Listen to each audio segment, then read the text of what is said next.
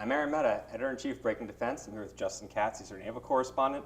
We're going to break down the upcoming Navy League Sea Air Space Conference in Scenic National Harbor, Maryland. Justin, I think one of the first things that is going to kind of be a theme throughout this is the fact that we actually have a FY24 budget. Shocker of shockers that actually got passed a couple of weeks ago. Right before that came out the FY25 requests. Unusual timing, obviously, to have the requests come out after the actual budget's passed, but that's how things work in DC these days. Budget-wise, what are you expecting to hear or looking for in the upcoming conference?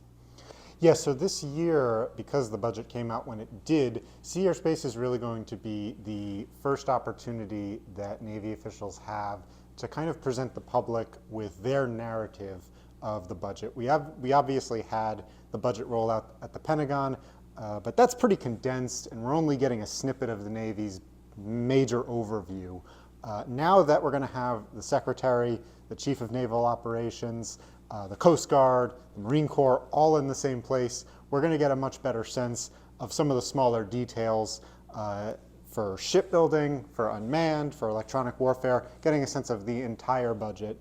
And Capitol Hill hearing season has not started in earnest yet, so I think everything we hear at Sea Airspace this year is probably going to be reflected in literally just a few days after Sea Airspace at the first Capitol Hill hearings. Yeah, actually the first Navy hearing is going to technically happen towards the end of the conference, just to add a little bit of chaos to all of our lives. Another thing that came out in the last week that I think will probably set the scene for the conference is the Secretary of the Navy put out a shipbuilding review. And while a lot of the stuff in there had been kind of pieced together over the last year through budget docs and statements, it was kind of astounding to see the number of major programs that the Navy says flat out we're now looking at a 1 to 3 year delay on. Absolutely. I mean, look, shipbuilding delays are kind of just a fact of life for the Navy. Yeah. And there's a lot of smart people out there who figure things out really fast. So I don't know how shocking the numbers were, but what shocked me personally was that, the Navy and the Pentagon as a whole likes to put on a public-facing image of confidence to the world for obvious reasons. Right.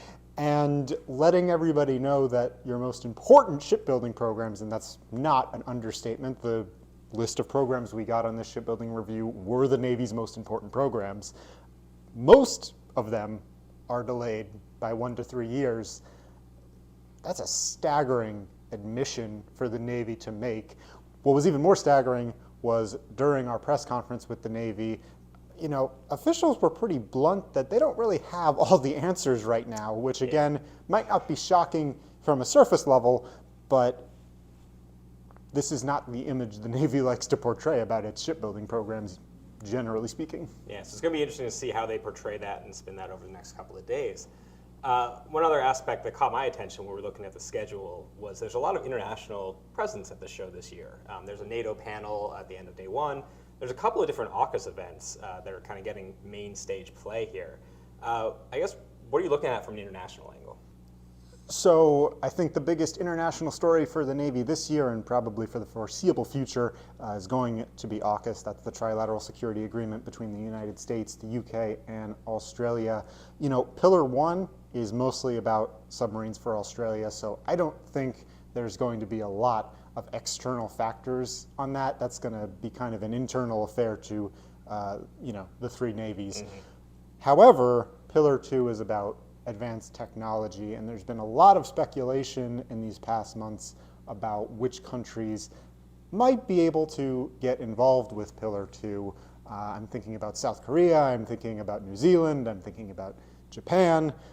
It would be very ironic, but I wouldn't rule out the possibility of France getting involved. I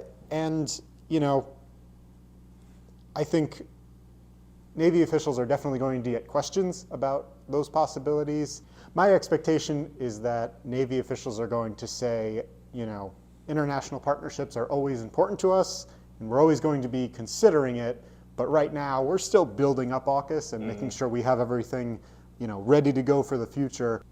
So future partnerships are going to have to hold on while we sort out the details. A little bit of a kick the can down the road, partly because the first Pillar 1 is just so complicated with 3 different countries trying to build a new nuclear submarine. Exactly. Yeah, so all right, so that's just a little bit of a preview of what's going to go on at Sea Airspace. Look, it's a giant show. There's going to be a lot of reporters here. Justin obviously will be running around. I'll be there. We'll have a number of other staffers in and out. If you see us, please stop, say hi.